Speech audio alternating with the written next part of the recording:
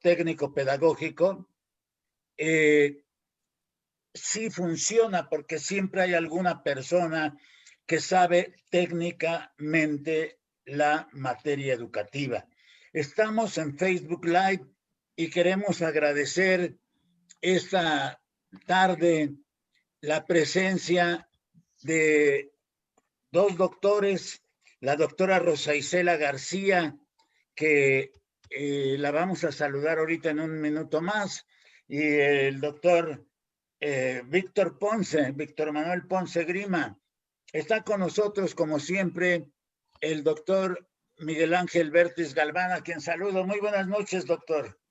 Buenas noches, maestro Quiles. Pues aquí con mucho gusto de saludar y recibir a nuestros invitados, el doctor Víctor Manuel Ponce Grima, del Instituto de Investigaciones para la Docencia en el Estado de Jalisco, y la doctora Rosa Isela García, de la Universidad Pedagógica Nacional en el Estado de Tlaxcala, ambos expertos en el tema que vamos a platicar hoy, un tema que me parece por demás interesante, no solamente por lo que menciona maestro Quiles sobre la ley de educación, sino porque en esta nueva realidad, esta nueva normalidad, en la educación a distancia, los retos de la gestión escolar y la asesoría técnico-pedagógica son fundamentales para el buen funcionamiento de las escuelas y del aprendizaje y la conducción de los docentes. Los dos son expertos, ambos tienen investigación en asesoría técnico-pedagógica, en gestión escolar, han publicado libros muy interesantes que, bueno, en su momento ellos ya nos platicarán. Y pues muchas gracias, bienvenidos, y pues empecemos la transmisión, el debate del día de hoy. Pues parece interesante, nos invita a una reflexión profunda y necesaria. Buenas noches, bienvenidos a todos. Bien, está con nosotros el doctor Víctor Manuel Ponce Grima. Doctor, muy buenas noches, bienvenido. Su micrófono está cerrado. Sí. Muchas gracias, profesor Manuel y distinguido Miguel Ángel Vértiz, por invitarme. Buenas noches. Muchas gracias por estar con nosotros. Y está también la doctora Rosa Isela García, Herrera. Muy buenas noches, doctora. ¿Cómo está usted? Muy buenas noches y agradezco la invitación que me hacen el día de hoy y sobre todo pues este momento de reflexión importante en términos de una figura que me parece sustantiva en la educación básica a nivel nacional. Muy bien, doctora. Permítame dar algunos datos de su semblanza bioacadémica, porque usted es profesora de tiempo completo de la unidad 291 en la Universidad Pedagógica Nacional Tlaxcala, y su preparación profesional es doctora en estudios organizacionales por la Universidad Autónoma Metropolitana Ixtapalapa y maestra en ciencias sociales por la Universidad Autónoma de Tlaxcala. Asimismo, es licenciada en sociología por la Universidad Veracruzana y es perfil PROMEP. Ha sido docente de las licenciaturas en educación, intervención educativa, maestría en educación, con campo en gestión y educación inicial, impartiendo seminarios de metodología de la investigación, gestión educativa, administración educativa, comportamiento y liderazgo organizacional, entre otros. Y ha dirigido diferentes tesis de licenciatura y maestría desde hace 4 años. Ha sido directora de la Universidad Pedagógica Nacional, la unidad 291. Bienvenida, doctora, y muy interesante el tema que nos ocupa el día de hoy, los retos de la asesoría técnico-pedagógica en la educación a distancia y la nueva normalidad. La escuela ya no es la misma escuela. Tiene usted la palabra, doctora, por favor, y le agradecemos de antemano sus comentarios y aportaciones. Muchas gracias, maestro Quiles, muchas gracias, Miguel Ángel. Y bueno, me parece que el tema a tratar el día de hoy, pues es un tema álgido, importante, fundamentalmente en el campo de la educación básica. Hace ya algunos años, como por ahí del 2008, 2009, tuve la oportunidad, junto con el cuerpo académico de la Universidad Pedagógica en la unidad 291, de conocer de cara a la problemática de esta figura emblemática en el campo de la educación, que es el asesor técnico pedagógico. a través de un acercamiento mediante talleres en lo que era el PRONAP. Tuvimos la oportunidad de trabajar muy cerca y de hecho, bueno, el resultado de este trabajo fue una publicación sobre representaciones simbólicas de la figura del asesor técnico pedagógico en Tlaxcala.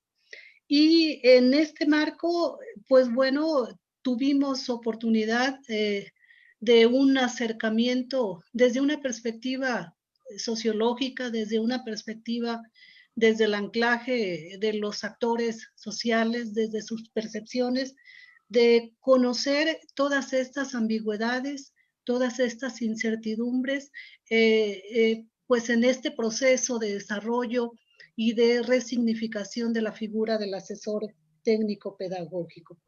Voy a iniciar un poco esta reflexión en el sentido de colocar, ¿no? ¿Qué es y a qué nos referimos con este concepto, esta noción de el acompañamiento y el asesoramiento técnico pedagógico? En principio, me parece que las definiciones son distintas, las definiciones son heterogéneas. A veces nosotros relacionamos la intención del asesoramiento técnico pedagógico con la idea del cambio y de mejora dentro de las escuelas. A veces aludimos al asesoramiento técnico pedagógico como una vocación y una perspectiva de servicio hacia la escuela.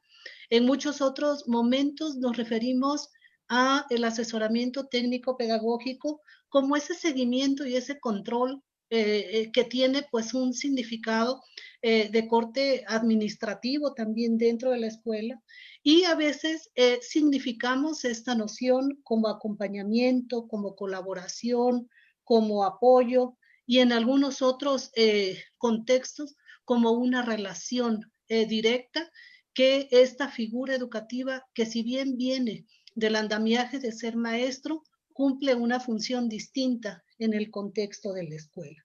En este sentido, creo que el lugar donde colocamos esta función, porque bueno, es resignificada, sí, del asesoramiento técnico pedagógico, tiene que ver con el cambio y la transformación de la escuela.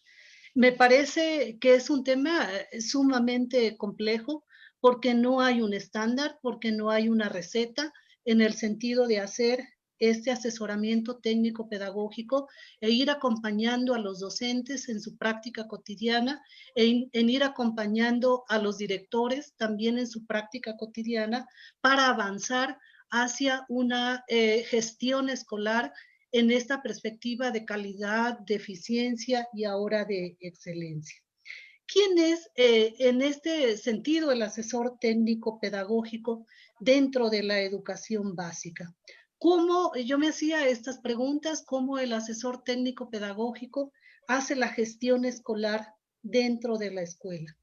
Una primera definición que podemos identificar en el discurso instituido, en el discurso oficial de lo que implica y significa esta función del asesor técnico pedagógico, tiene que ver con situarlo como un agente de cambio, ¿no? Como un agente mediador, como ese enlace, ¿verdad? En tanto agente mediador entre la escuela, el docente y la autoridad, la supervisión, y en ese sentido es un agente de cambio en el discurso, aparece así, que tiene bajo su función y bajo esta encomienda, ¿verdad?, hacer una intervención en el marco de los problemas de la escuela.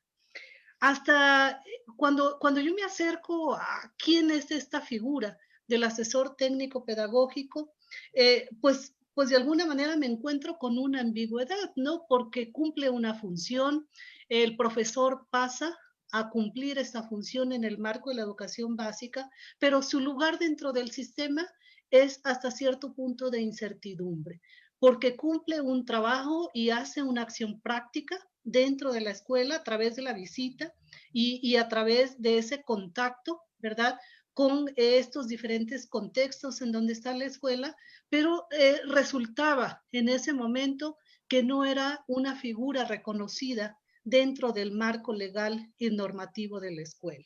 En este sentido, pues había una serie de incertidumbres bastante agudizadas en el momento, porque el asesor técnico pedagógico, si bien se define y se nombra y se identifica dentro de su labor cotidiana de la escuela como un agente de transformación y de cambio para generar pues esta gestión con calidad, también es una figura educativa que al no ser reconocida, pues es depositaria de una serie de calificativos, ¿verdad? Que pues de alguna manera lo colocan en un lugar y en un papel secundario dentro de la escuela. En el 2000, en la última reforma, 2017, 2018, ¿no?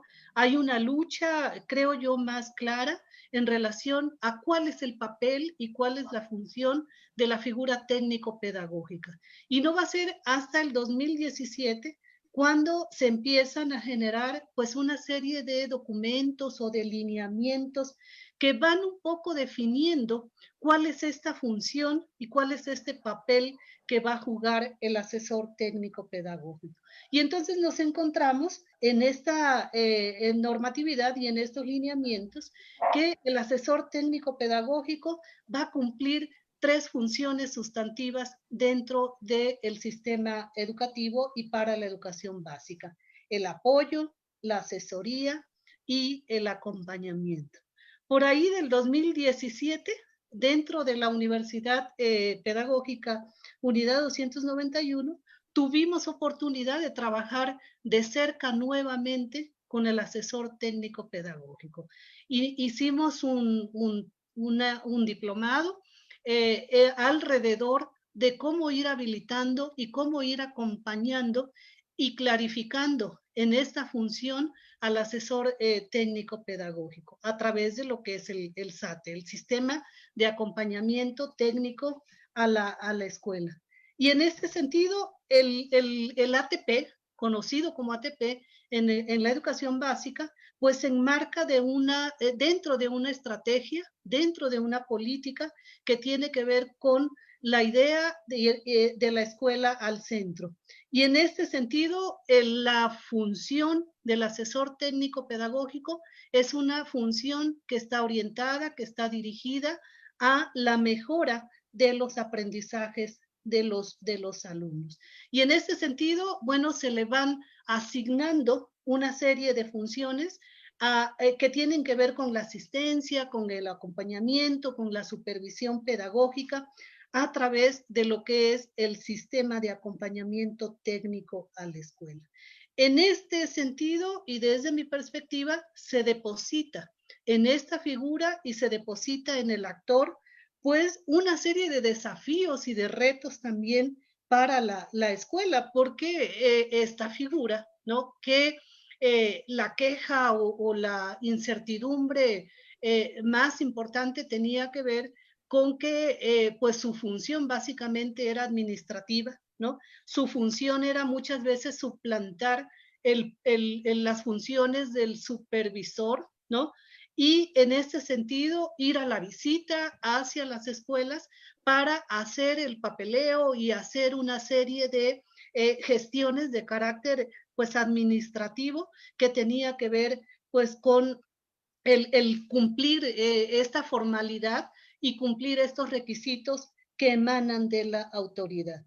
Planteo esto, ¿no? En el 17 se le asignan una serie de desafíos y resulta entonces que el asesor técnico pedagógico tiene que diagnosticar, el asesor técnico pedagógico tiene que identificar cuáles son estos problemas nutricios de la escuela, el asesor técnico pedagógico tiene que acompañar en los modelos pedagógicos, en los modelos educativos, y en este sentido, él como figura central de la educación básica tiene que velar o garantizar hasta cierto punto, elevar la calidad de la escuela.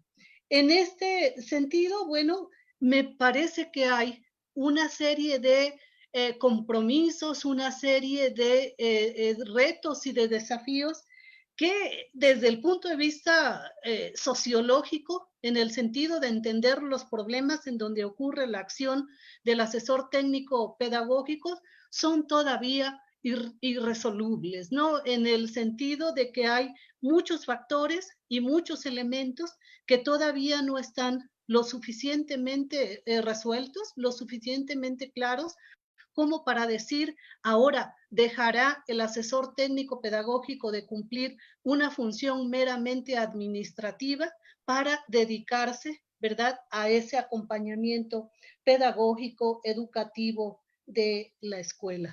En este primer momento me parece que es esa figura. Al principio decía yo la noción del asesoramiento y la definición de quién es esta figura en el campo de la educación básica todavía es muy compleja, todavía es muy ambigua, porque también esta idea del asesoramiento técnico pedagógico aparece en la educación universitaria, en la formación universitaria, y me parece también que aparece en los sistemas de educación a distancia. ¿Quién es el asesor? ¿Quién cumple esta función de asesoramiento técnico pedagógico? En el caso de la educación básica es el ATP. En el caso de la educación universitaria y la educación a distancia, encontramos también esta idea de asesoramiento técnico, encontramos también esta función que muchas veces es trasladada al profesor universitario o al profesor que se encarga de la educación a distancia.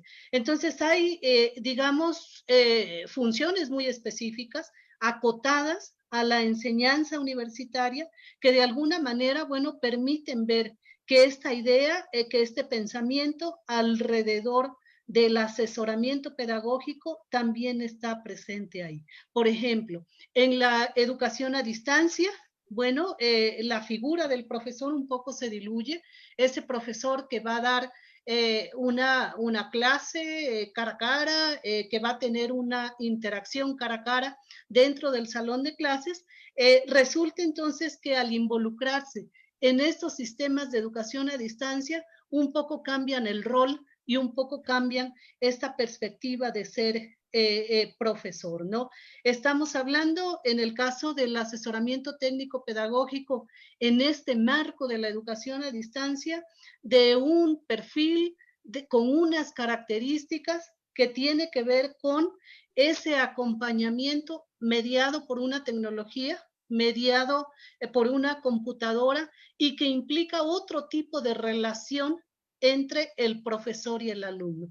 En algunas investigaciones, por ejemplo, se habla de que este asesoramiento pedagógico de un asesor tutor es un poco distinto, no tiene cara a cara al estudiante. Los desafíos, los retos en el acompañamiento, pues de alguna manera varían en función de los roles y en función de las tareas que desempeña un profesor de manera presencial, ¿no? Se habla, por ejemplo, de que en la educación a distancia, el que cumple, el profesor que cumple una función de asesor tutor es una especie de facilitador, es un profesor que asume el papel justamente de ir orientando, de ir acompañando a ese estudiante, y en ese sentido requiere de otros talentos, ¿no? Entonces, me parece que, digamos, esta definición de lo que es el asesoramiento técnico pedagógico es una definición no unificada, sino es una definición que de alguna manera juega un papel como polisémico, en el sentido de poder entender que esta función para el maestro depende de los contextos, depende de las realidades en donde ocurra la acción de educar, y que en ese sentido, bueno, tomará formas y matices distintos. Bien. Doctora, aquí dejamos esta primera parte, doctora. Okay. Sí, perfecto, muy bien. Pues le agradecemos mucho estas ideas que están ya viendo algunos maestros en el país, y que después de la participación del doctor Víctor Ponce, comentaremos para ustedes y para quienes nos están escuchando y viendo en los diversos canales donde se ha compartido ya esta transmisión. Tenemos con nosotros al doctor Víctor Manuel Ponce Grima. Le agradecemos mucho su presencia, doctor. Él hizo su doctorado en educación en la Universidad La Salle. Es maestro en ciencias de la educación por el Instituto Superior de Investigación y Docencia para el Magisterio.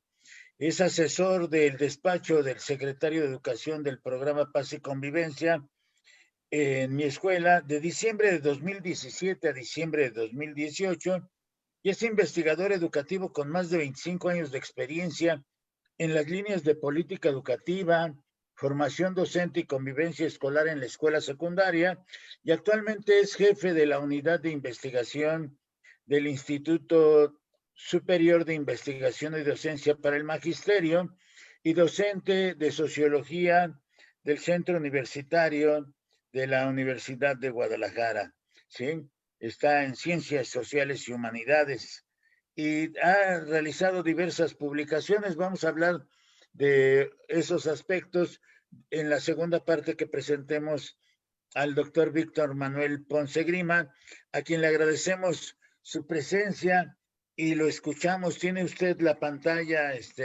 a favor, doctor. Su micrófono, por favor, si es tan amable. Sí, buenas noches. Gracias por la invitación, querido Manuel, querido Miguel. Muchas gracias. Y miren, hace años hicimos una investigación junto con ATPs de Jalisco y lo que descubrimos ahí era que efectivamente, como dice la doctora Rosa Isela, el ATP estaba atrapado entre el deber ser, la ley, las políticas públicas y la realidad, ¿no? Es decir, mientras que la ley, la política, las leyes establecían efectivamente un ATP ligado a aspectos pedagógicos, académicos, y que incluso la propia ley establecía una sanción a los estados en el caso de que no cumpliesen con esas tareas, pues, digamos, ¿no?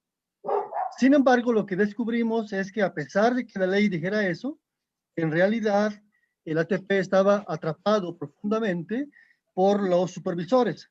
De hecho, la propia ley establecía que el ATP depende del supervisor. Y aquí este es el tema crucial. Es decir, si el supervisor es un supervisor abierto, novedoso, creativo, pues evidentemente iba a dar oportunidad de actuación al ATP. Pero si no lo es, lo cual por desgracia es la mayoría, evidentemente el ATP se convertiría en el ayudante, en el auxiliar del supervisor, desde cargar la mochila, contestar el teléfono, los correos, en fin.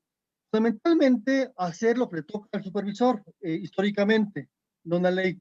Y el supervisor lo que ha hecho históricamente es ser el gozne entre la autoridad federal y los estados. Es decir, lo que toca hacer es bajar las indicaciones, las políticas, las ocurrencias de la federación y los estados hacia la escuela y luego pedir la información a la escuela para que a su vez la información se regresara al centro.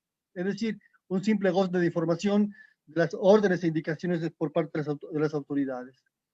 En ese sentido, por eso está, digamos, esa dicotomía o esa confusión, ¿no? Entre la realidad y lo que dirían las políticas y los deseos y los anhelos, ¿no? A ver, permítanme.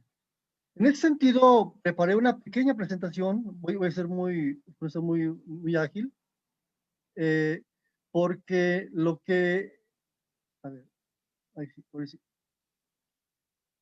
A lo que me invitó, el tema que me invitaron es retos para la gestión escolar y la historia técnico-pedagógica en educación a distancia en la nueva normalidad, ¿no? Y lo que yo, a ver,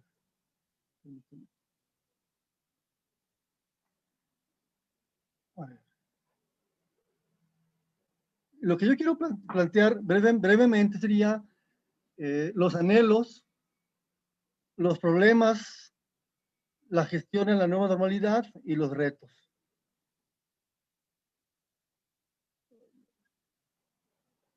Los anhelos se entendería como cuáles serían las funciones ideales de la gestión y de los ATPs en la escuela, ¿no?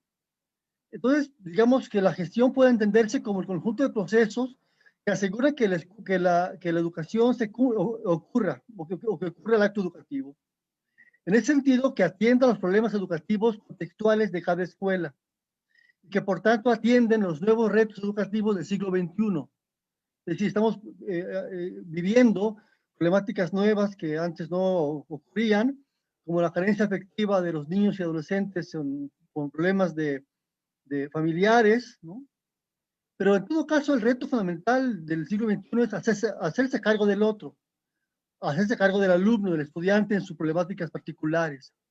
Y por tanto, es una gestión pedagógica de la compasión, no una gestión centrada en lo burocrático.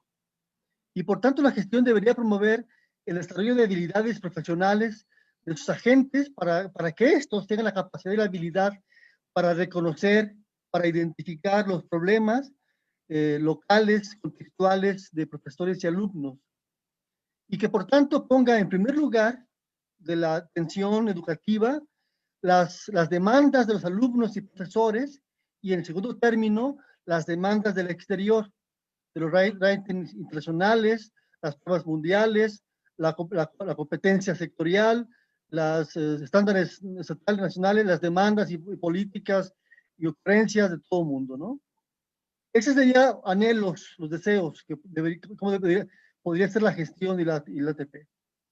Sin embargo, de acuerdo con la investigación que hicimos y lo que coincide con otras investigaciones, es que en realidad tanto el supervisor como el ATP son dependientes de una concepción y práctica de un sistema jerárquicamente burocrático, situado en políticas y ocurrencias de la Federación de los Estados, y que por tanto han sido formados históricamente para obedecer. Es decir, la tarea de los estados, la tarea de la ATP, del supervisor es obedecer o simular en su caso, ¿no?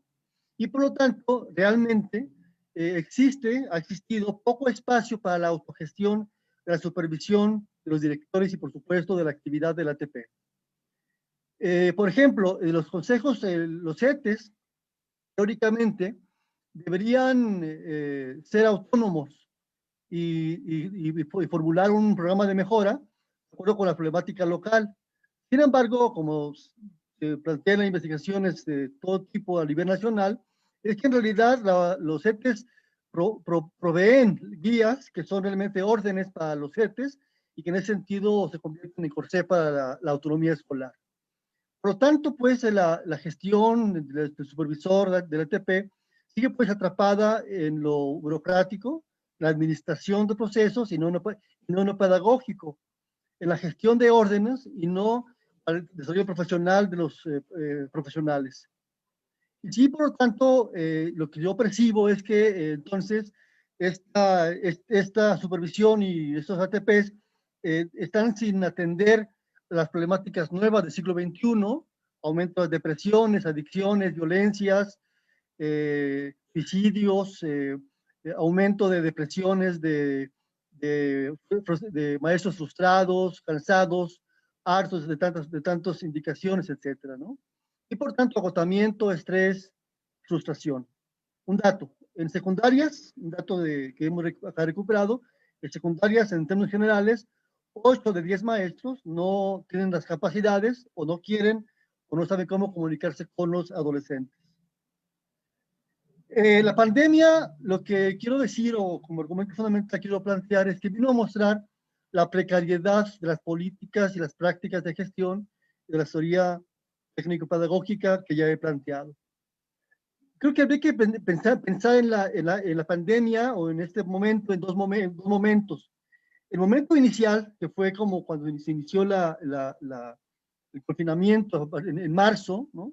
Hasta el ciclo escolar, en esos momentos se vivió momentos de miedo y de incertidumbre dado que la información era confusa, múltiple, etcétera, y que bajo ese marco de confusiones y de múltiples informaciones, se generaron múltiples marcos de acción.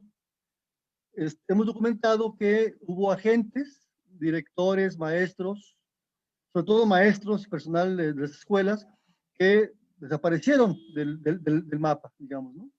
Y que no se les encontraba por ningún lugar, alumnos también que no se les encontraba por ningún lado, y por otra parte, pues que otros agentes, otros directores o maestros buscando la forma de restablecer la comunicación con estos desaparecidos, ¿no? Pero la preocupación fundamental era que no se pierda el ciclo escolar, que todos pasen.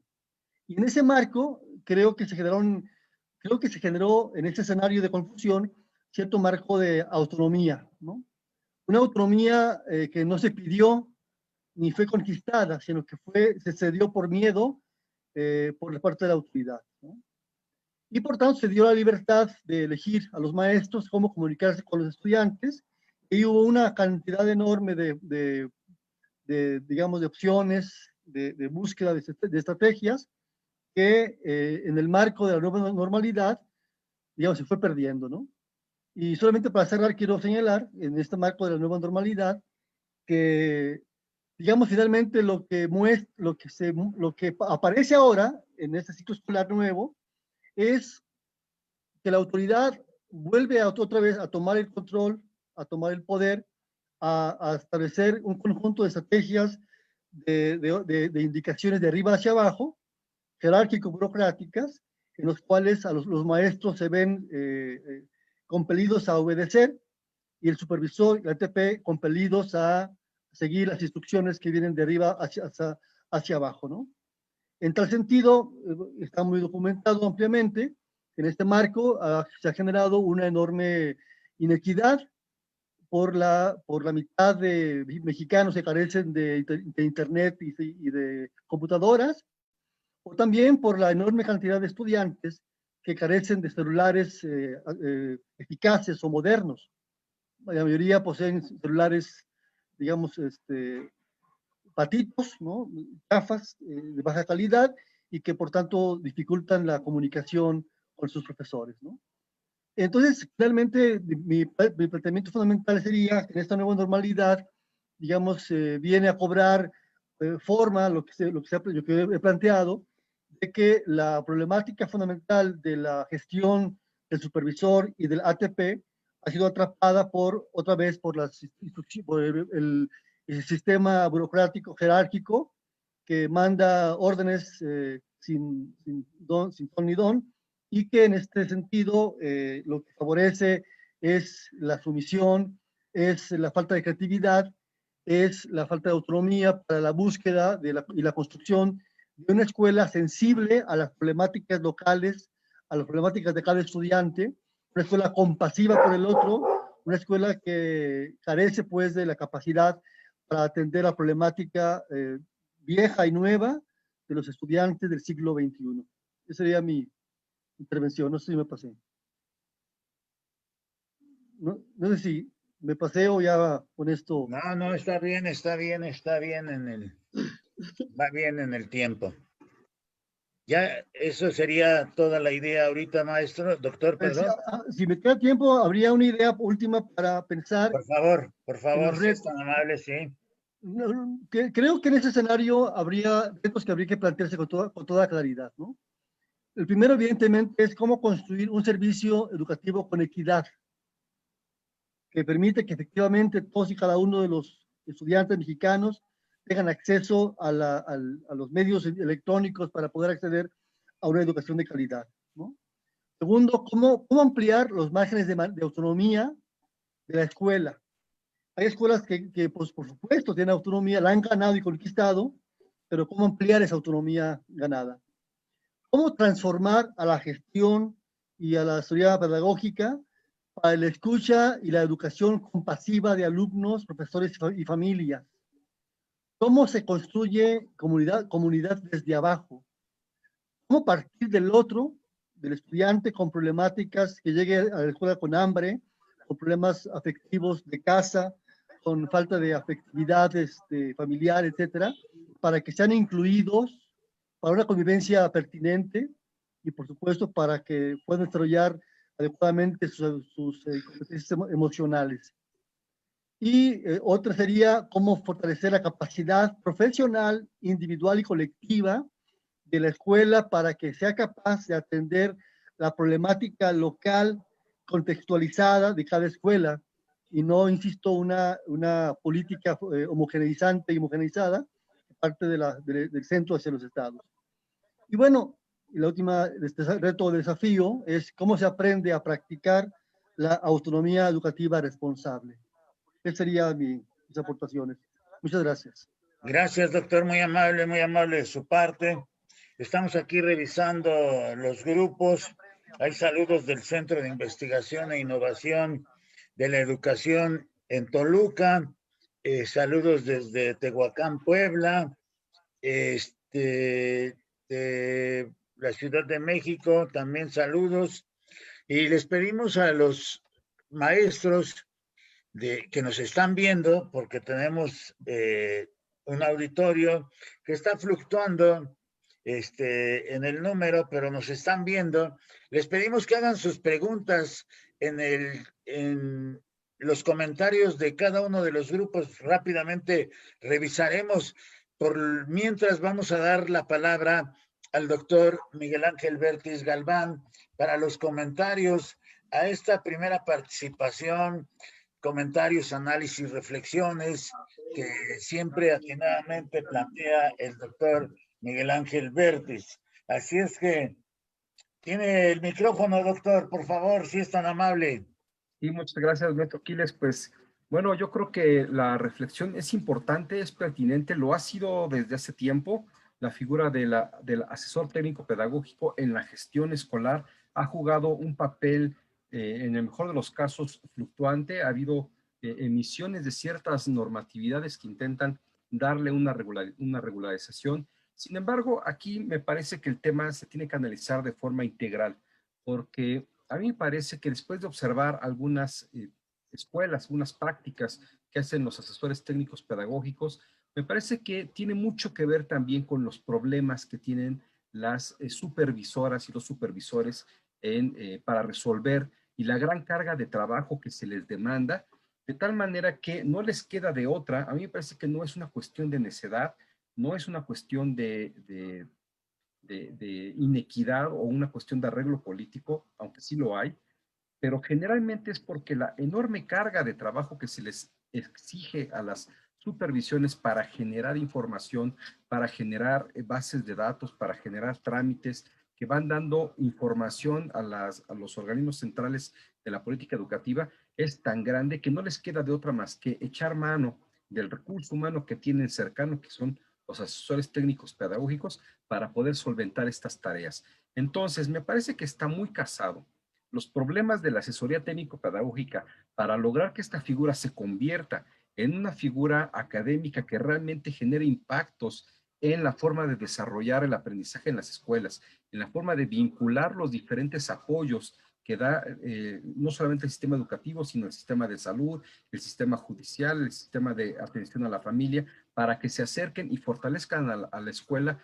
Tendremos que resolver también cómo hacer que las supervisiones hagan un papel adecuado. Me parece que va esto está imbrincado y tiene que ver con el tema, y aquí es mi reflexión, qué tan importante es la autonomía de la escuela, pero también la autonomía de la supervisión. ¿En qué medida soltar o dejar de controlar de manera excesiva, de manera tan, digamos, obsesiva a las supervisiones o a las escuelas a través de las supervisiones, se convierte más que en una ayuda, en un obstáculo, en un impedimento para que estas figuras que pudiesen ser valiosas como el ATP y la misma supervisión pudiesen convertirse en actores de desarrollo para los aprendizajes y para la mejora en la escuela? Esa sería mi reflexión. Y bueno, pues dejo los micrófonos en los invitados para que nos hagan sus últimas aportaciones, sus comentarios, sus conclusiones. Y a los que nos están viendo, pues muchas gracias. Y si les gusta, denle compartir para que otros más puedan estarnos siguiendo. Muchas gracias, maestro Quiles. Muchas gracias, doctor, muchas gracias. Estamos revisando los grupos y sí hay muchos, se ha compartido en más de 120 grupos esta transmisión.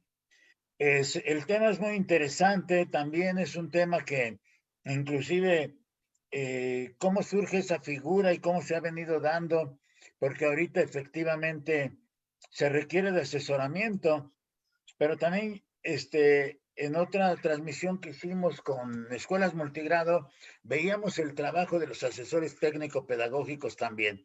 Pero hoy, queridos maestros que nos están viendo, tenemos la presencia de la doctora Rosa Isela García, quien va a hacer uso de la palabra hasta por 5 minutos para redondear las ideas, concluir, cerrar, hacer algunas reflexiones más. Por favor, doctora, si es tan amable.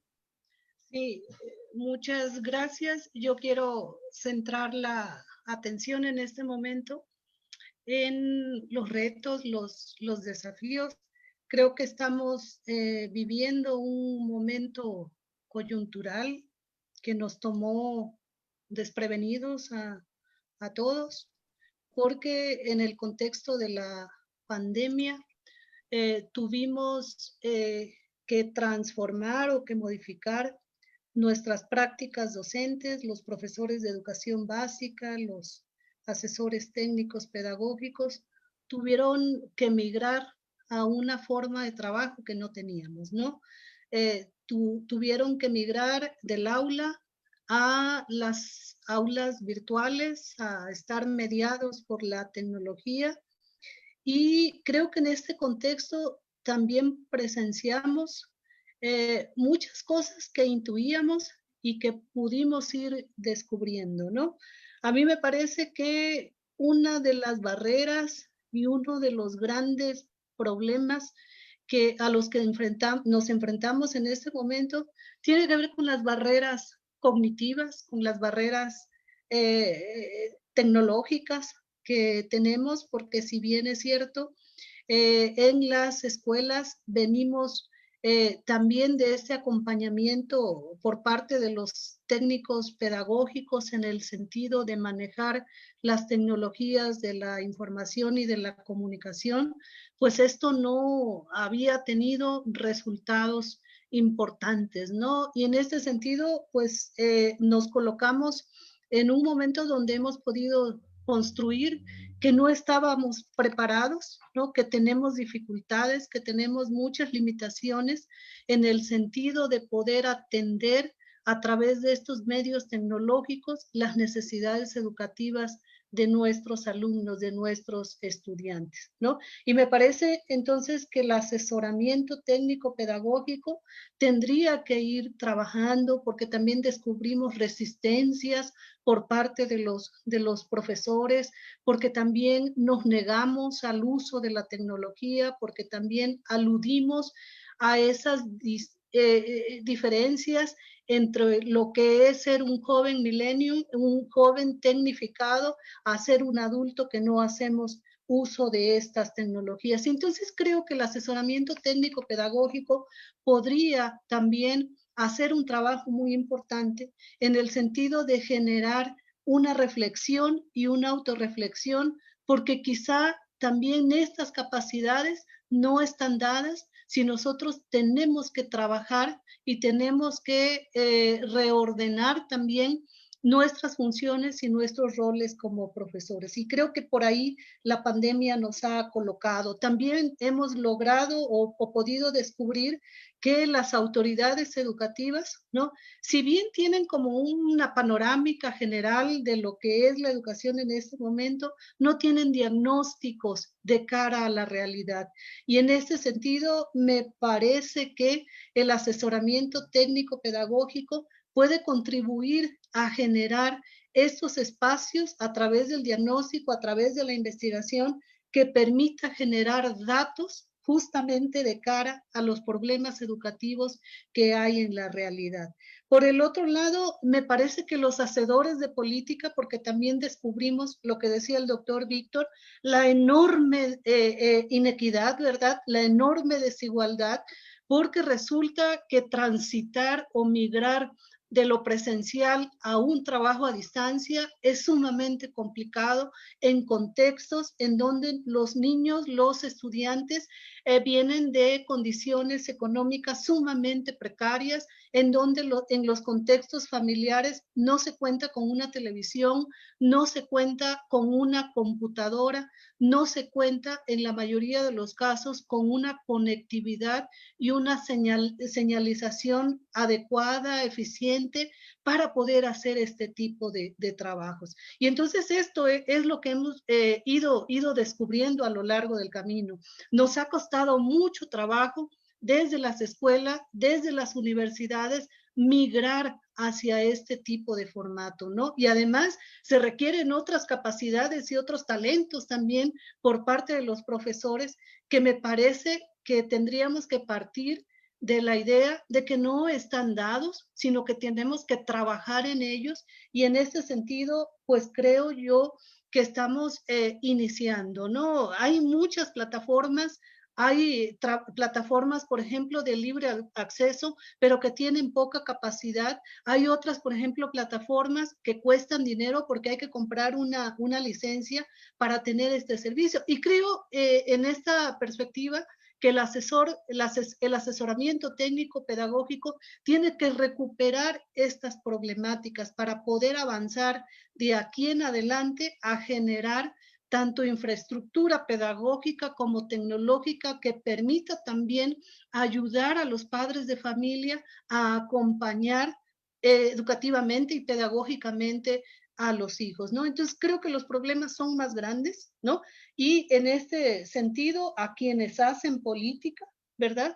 O sea, el gran desafío, el gran problema, ¿cómo es que vamos a generar condiciones políticas para que la conectividad sea un bien público y no sea un bien privado? Me parece que ahí está el reto, me parece que ahí está el enorme desafío, y en este sentido tenemos que trabajar. Si es un bien privado, entonces no todos tenemos acceso a los mismos medios y no todos podemos enfrentar de la misma manera los problemas educativos que estamos en este momento. Entonces creo que está por ahí el desafío. No hemos todavía terminado de resolver los problemas, y creo que el contexto de la contingencia sanitaria, de la pandemia, nos coloca en esta reflexión. Muchas gracias, doctora, muy amable. Nada más para comentar para ustedes, están mandando saludos desde Sombrerete, Zacatecas. Gracias por compartir y muy atinado. Saludos al doctor Víctor Ponce. Gracias por sus aportaciones y aprecio por la figura del ATP. Y luego aquí hay un comentario que refieren al doctor Carlos Fontes. Dice que se debe de estar riendo del reto que tenemos todos en estos momentos con esto de las TIC, y que usted, se refieren a Carlos Fontes, vislumbraba ya desde hace tiempo. Honores para usted donde quiera que se encuentre. Y en otros grupos se están comentando también, aquí en la transmisión directa que tenemos, aparte de del comentario del Instituto de Ciencias de la Educación e Innovación que trabajan desde Toluca, nos dice el doctor Fernando Flores Velázquez, saludos cordiales, y dice, 2 ejes no estudiados, el histórico y el escalafonario. El primero, cómo se construye la figura de los ATP, que surgen como puestos de confianza, y la segunda, el escalafonario, referido a categorías tradicionales que tienen que ver inclusive con la categoría de supervisor o de director, que no dejan constituir esa categoría, la del ATP. Por tanto, se usan como comodines para lo técnico, administrativo y otros más. Esto es lo que estoy encontrando, así es que le vamos a ceder la palabra al doctor Víctor Manuel Ponce Grima. Doctor, tiene usted la palabra hasta por 5 minutos, si es tan amable. Gracias, muchas gracias. Siguiendo la reflexión de Rosa Isela, de los diagnósticos, yo me pregunto y les pido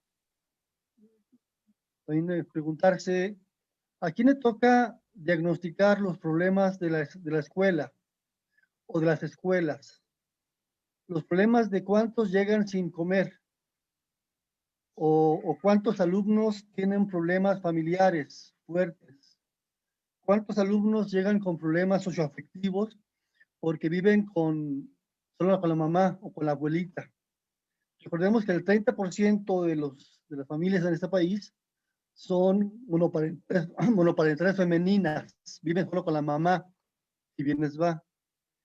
Aquí le toca diagnosticar esos problemas educativos que no tiene que ver a lo mejor con matemáticas, con español, sino con la esencia del ser humano, con el ser en su totalidad, con el sujeto alumno, con sus carencias, sus debilidades o con sus fortalezas también, por supuesto, ¿no?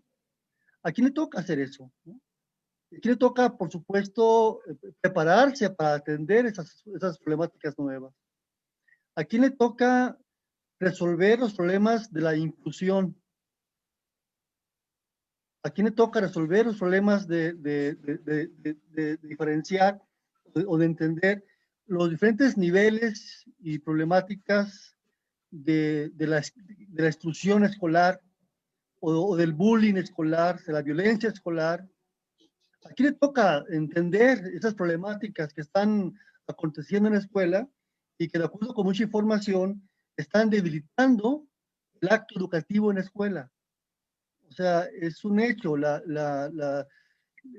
ve del tiempo, efectivamente, la historia, y hay una precariedad educativa de la escuela, debido a muchos factores, pues, ¿no?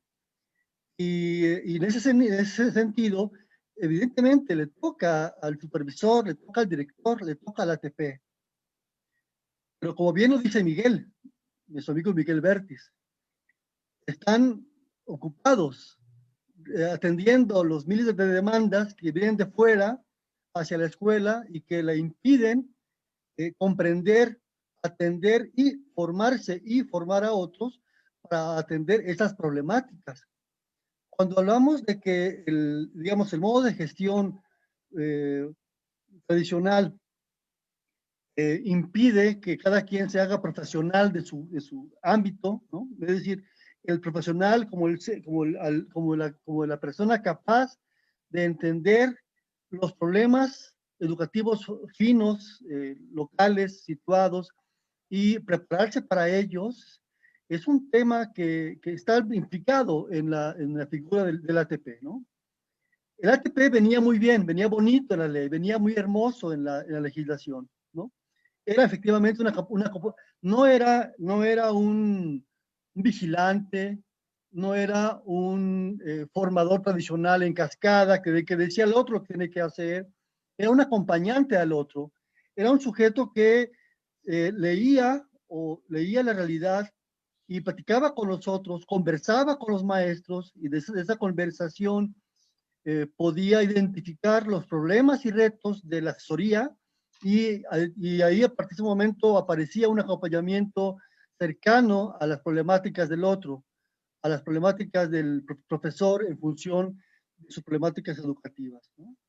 En ese sentido, por eso mi insistencia, pues, en que sí me queda claro que si bien hay escuelas, hay muchos supervisores dedicados a lo tradicional, a cumplir las órdenes, a cumplir lo establecido y luego se lleva de paso al ATP, eso queda claro. También es cierto que hay supervisores y ATPs que están jugando con mucha capacidad, con mucha libertad, con autonomía. Sí, han ampliado su espacio de autonomía para poder trabajar de una manera más eficiente, más educativa, ¿no? Y para mí la eficiencia en estos contextos tiene que ver aunque suene trillado, el tema de lo afectivo, el tema de lo emocional, ligado con el tema de lo humano, el tema profundo del ser en sociedad, del ser en educación, ¿no? En fin, creo que Yo aplaudo a miles de colegas, supervisores y ATPs que hacen un esfuerzo maravilloso, humano, tierno, que ve al otro. Hay escuelas que, por ejemplo, han implementado programas de alimentos para los niños, que ponen bebederos gratuitos, que buscan en las casas de los alumnos a los que no tienen conectividad, que, en fin, que hacen un trabajo empeñoso, extraordinario por atender de modo muy especial a cada estudiante, ¿no? Como un ser digno, como un ser respetable, como un ser humano que merece ser atendido y merece ser educado en su plena extensión de la palabra. Pero insisto, y ahí Miguel, creo que ahí, bueno, al menos coincido con Miguel, en el sentido de que efectivamente el supervisor está cargado de múltiples demandas burocráticas que le impiden hacer lo que debería hacer junto con su asesor técnico pedagógico. Gracias. Gracias, doctor. Gracias, doctor Víctor Manuel. Pues muy interesantes los puntos de vista que nos regalan la doctora Rosicela García y el doctor Víctor Manuel Ponce. Y han llegado saludos única y exclusivamente, pero tenemos ahorita entre 55 maestros viéndonos. El alcance ya está en 120 grupos y le vamos a ceder la palabra al doctor Miguel Ángel Bertis Galván para hacer el cierre de esta transmisión, por favor. Bueno, pues me parece que las reflexiones son importantísimas. Coincido con lo último que se ha dicho y me parece que en los casos que yo he visto donde la autoridad le permite cierta autonomía al asesor técnico pedagógico y a los docentes, a la comunidad docente de una escuela, estos casos los he visto en escuelas multigrado que entre la realidad fáctica en la que hay poco que hacer desde la autoridad les conceden un poco más de libertad y observamos que se desarrollan excelentes prácticas, muy buenos resultados en muchos casos con innovaciones curriculares, con innovaciones pedagógicas y se impacta el aprendizaje, pero esto se gana cuando les dan alguna autonomía para que tomen sus decisiones, para que encuentren soluciones a sus problemas.